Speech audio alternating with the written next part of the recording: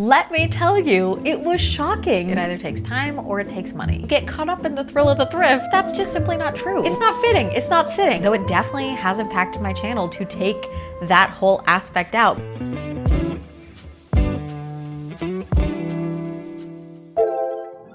Hey guys, it's Jess. What's up? Welcome back. I hope you're all having a fantastic day so far. Today's video is a fun one. I'm sharing 5 things that I no longer buy as someone who is a fashion creator. I've been sharing fashion themed content for the last 5 or 6 years, and in the last couple of years, I've become a lot more intentional, specific, and discerning in what I'm buying, what I'm bringing into my closet, and why. If you enjoyed this video and you want to see more from me, including sewing, fashion, travel, and New York City vlogs, which have recently launched, if you want to check them out, I will have a playlist above. Make sure to subscribe down below. I would love to have you here. Cool. Let's get into it. We're gonna get the big one out of the way. The first thing that I no longer buy, 95% of trends. I don't wanna say I don't buy trends at all, because while for the most part that is true, I always think there's a little bit of room, especially with fashion, styling, and personal style, where you are going to try out and lean into trends sometimes. I think especially 4 or 5 years ago, I was really into trends, and not that I purchased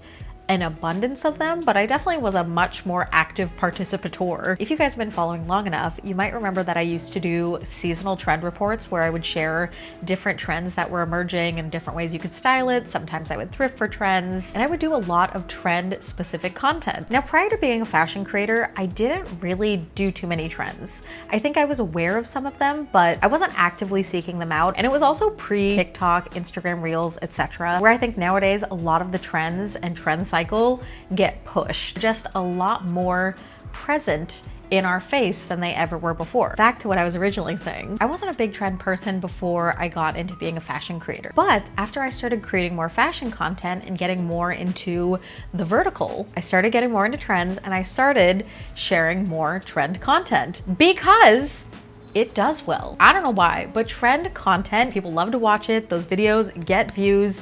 They really, really do well. And to be very, very honest, the AdSense is pretty great on it. For me, I just found that I was getting a lot of things that were hyper trendy or very popular, but they weren't actually things that I loved. So they didn't have much longevity in my wardrobe. Oftentimes I would get so fatigued on these pieces, or I would just realize that it didn't really live in harmony with the rest of my wardrobe. And so its wearability and versatility for me was just not there. But in the last recent years, I myself have become very fatigued on the entire idea of trends. So you may or may not have noticed that I don't really talk about trends anymore. I never really create content about trends, spring trends, summer trends, trends of 2024. Like, I think sometimes I'll mention something stand out here and there as like a bullet point or an idea in a video, but I'm not creating trend specific content. I made the decision to just taper off trends, participating in trends, and creating trend content, though it definitely has impacted my channel to take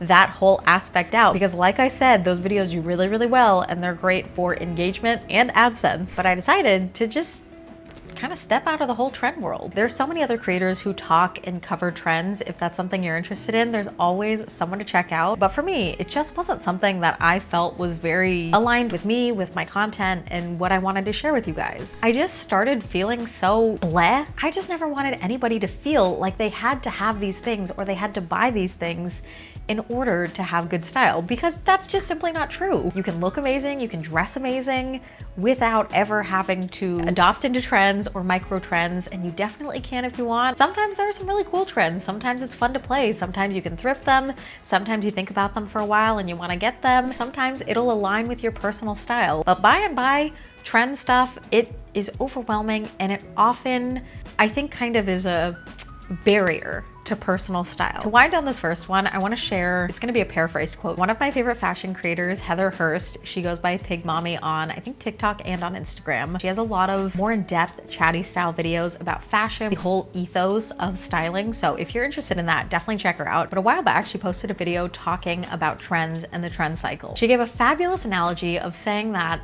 trends are not like a bus that you have to run and catch. It is not something that you have to be there, you have to catch it, or you're going to miss something. Instead, trends are more like a revolving sushi bar where you can just take and sample things as you like when you're interested in them. So if you see that spicy tuna roll coming down the conveyor belt, you can go ahead and grab that because you're interested in it. But if you're like me and you don't like uni and you see that coming down the conveyor belt, you can just go back to your spicy tuna roll until you see some toro coming. And I think that analogy just entirely sums up the whole point of this. I know that this first one was a bit lengthy, which is why I wanted to talk about it, get it out of the way. Trends, 95% of the time, I no longer buy. Second thing, I no longer buy things that have not been on my wish list for a month or more. I feel like in the world of social media and online shopping, it is so easy to just buy something. And I think a lot of times when you see things on social media, especially when you see someone styling something and you're like, oh my gosh, they look beautiful, what a fantastic outfit. And you can just be thinking about it and being like, wow, that was really, really cool. I want that. Because online shopping is so easy, you could just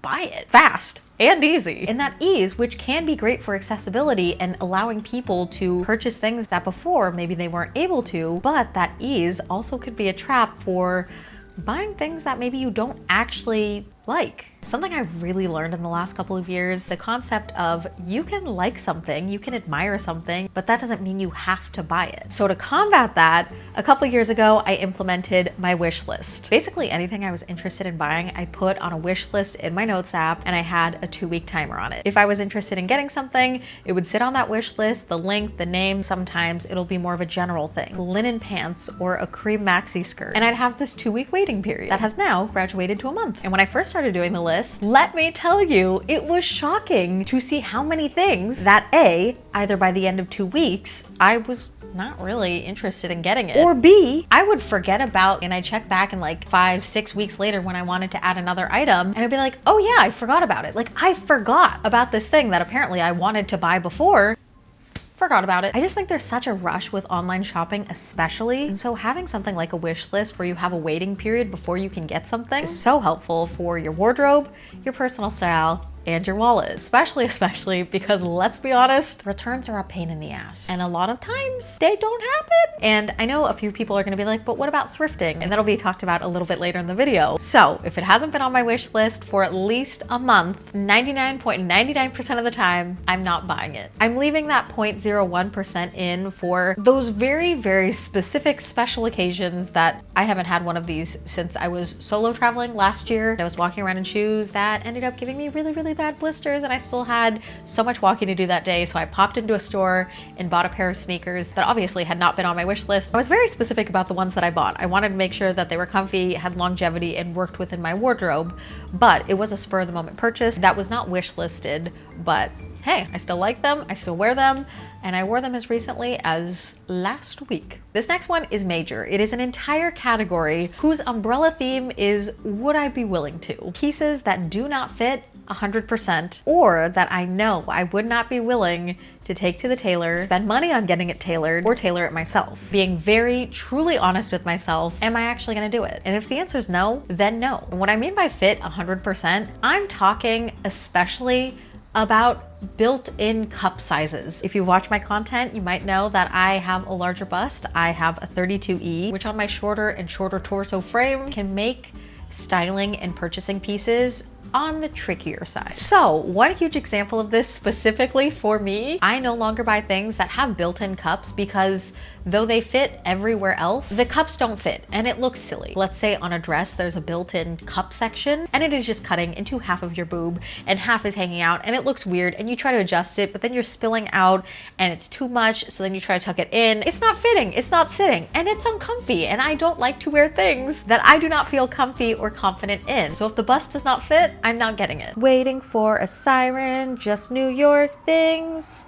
Waiting for some sirens makes me want to sing. And the other major thing in this category are things that are dry clean or hand wash only that I wouldn't be willing to take to the dry cleaner or hand wash, which can be a huge pain in the butt. It either takes time or it takes money. There are several pieces in my closet that I love. They are either dry clean or specialty hand wash pieces, but because I really love them, I wear them all the time, and they're very much my style, I'm willing to put in the work for them. My penultimate one, short and sweet, one-time event things that I will never wear again. So for example, a wedding. I'm not going to buy or thrift a wedding guest dress that I will never wear again. I have to be able to see potential in stylability, wearability, realistically in the future of that piece. Being a fashion creator, I already have a ton of clothes. I have a lot more than the average person because that's what I do. And I really try to be careful about not just using that as a catch-all for getting things like, oh, I'm a fashion creator, that's why I have a lot of stuff. Oh, I'm getting this because I'm a fashion creator. And at least for me, there is a very specific limit to that. Going with the theme of this, I try to be very intentional so that I don't lean into that. I have before, and no longer. If I really want something specific, I'm gonna rent it on somewhere like Rent the Runway or Nuuly. But beyond that, I don't get one-time pieces. And the final thing I no longer buy is a big one, especially because thrifting has always been a huge part of my channel. I no longer thrift things just because they're a good price or I think they're cool. Now on paper or hearing that, you're like, Jessica, duh, like obvious, of course. But let's just talk about the thrill of the thrift. The thrill of the thrift is when you get caught up in thrifting, you are finding a bunch of cool stuff. Like it started off with something you really, really liked, but then you found another cool piece and another cool piece and another cool piece, and you just find a bunch of cool things. Or maybe they're having a sale, or maybe their prices are just really, really good. And you can end up buying a lot of stuff that you're not in love with. And a lot of times in those instances, they're not really your style. Maybe they don't actually really fit that well. You just get caught up in the thrill of the thrift. Or maybe you bought it simply because it was cheap. Whatever the reason is, the thrill of the thrift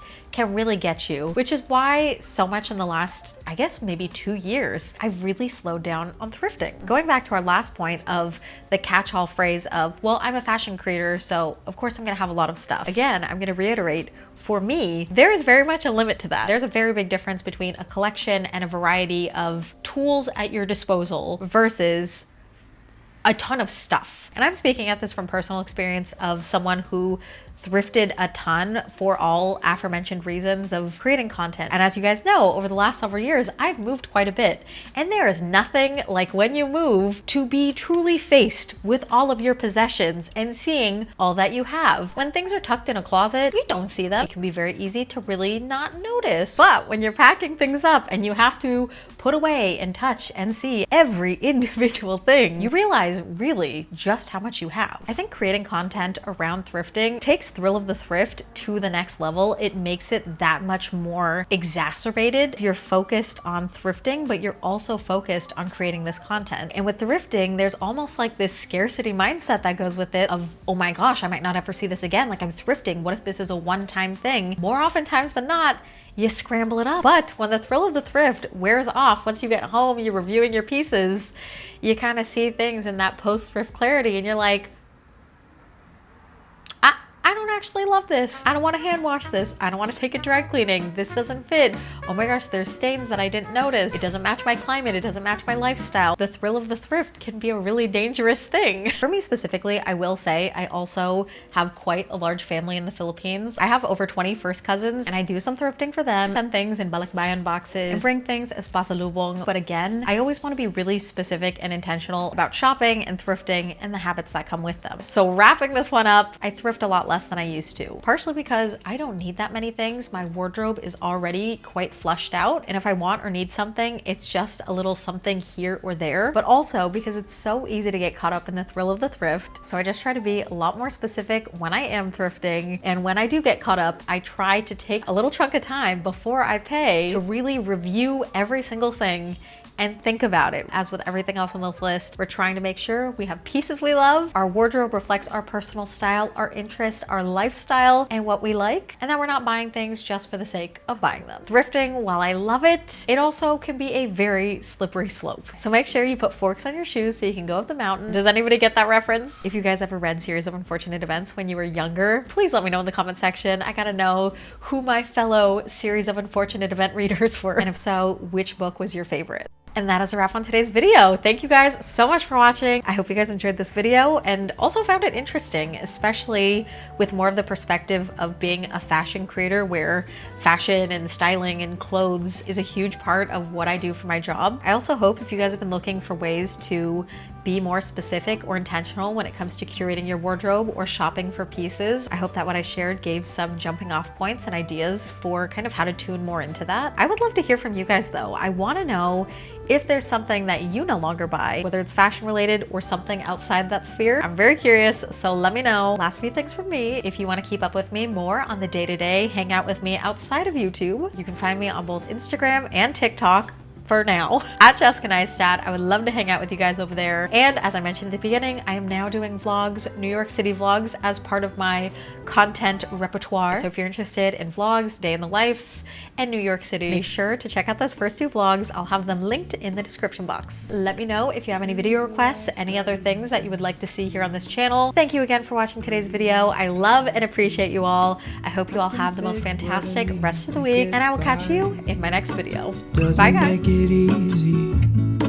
The other piece of my heart moves slow, somewhere in the great unknown. When I return from the afternoon,